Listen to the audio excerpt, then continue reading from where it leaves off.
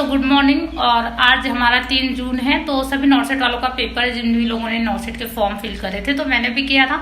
और आज मेरा भी पेपर है, अभी समथिंग 6:30 बज गया है और मुझे निकलना भी था। तो मैं ये सारी एक्टिविटी जो मैंने सुबह की थी, लाइक मैंने पहले भगवान की थोड़ी पूजा वूजा करी, और ये मेरा ड्रेस कोड था जो अभी आपने देखा, जिसमें मैंने व्हाइट टी शर्ट और ब्लैक लोअर पहना था। इसके बाद मैंने भूख लग जाएंगी क्योंकि 1 बजे तक फ्री होती है, तो इसलिए बनाना शेक बनाया था, वो पिया। और सबसे मेन हमारा होता है कि हमारे पास कोई भी थ्रेड यानी हाथ पैर में नहीं होना चाहिए, तो मैंने पैर का भी धागा कट कर लिया, देन हाथ का भी कट करके रख दिया घर में, क्योंकि ये सारा वहाँ जाके फिर प्रॉब्लम क्रिएट करता।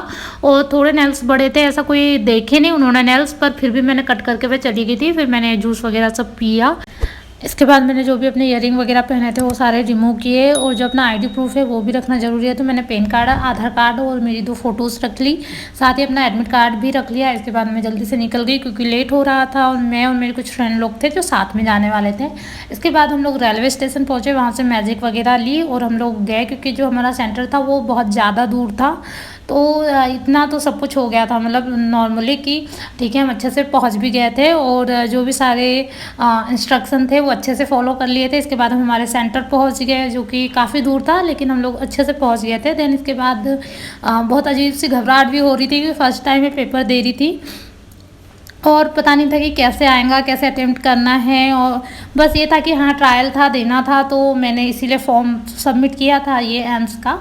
पर ठीक था, बहुत सारे बच्चे आए थे, इसमें से ऐसे भी बच्चे थे जिन लोगों ने बहुत पढ़ रखा था। जैसे तैसे एग्ज़ाम हुआ, मैं वो शूट नहीं कर पाई, पता तो है कि अंदर जाके एग्ज़ाम देना ना। मैंने सारा जो भी है जब आफ्टर एग्ज़ाम का है, हम लोगों का एग्ज़ाम हो चुका था, सब लोग बात कर रहे थे कि ऐसा पेपर आया था, वैसा आया था और ये ऐसा हुआ। तो इसके आगे मैं आपको सारा बताती हूँ। सो गाइस, फाइनल एग्ज़ाम हो गया है, मैं घर भी आ गई हूँ। जो एग्ज़ाम था वो बहुत ईजी था मेरे अकॉर्डिंग, पर वहाँ के अदर स्टूडेंट्स ये कह रहे थे कि हाँ थोड़ा टफ, किसी को ज़्यादा टफ लग रहा था, किसी को इजी। मतलब मेरे अकॉर्डिंग मुझे थोड़ा इजी ही लगा आज का क्वेश्चन पेपर। मतलब कुछ क्वेश्चन तो ऐसे थे जो लग नहीं रहे थे कि नॉर्सेट के क्वेश्चंस हैं, मतलब कोई सोच नहीं सकता कि नॉर्सेट भी इस तरीके से क्वेश्चन पूछ सकता है ना।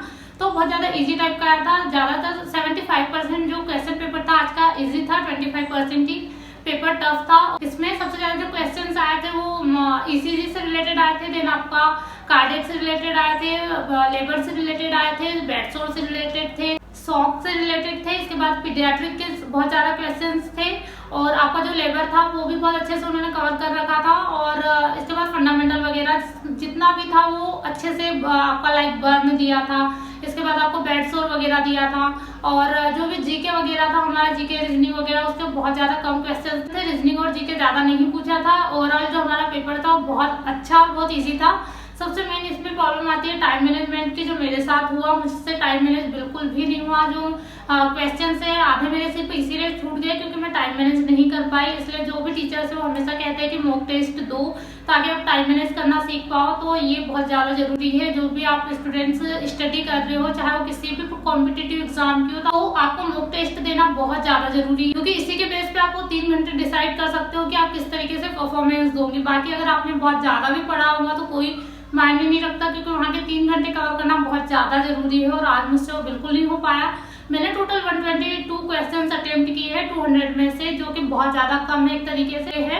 पर फिर भी कोई चांस नहीं है कि इस बार नॉर्सेट क्लियर हो सकता है, क्योंकि ये मेरा ओनली ट्रायल था।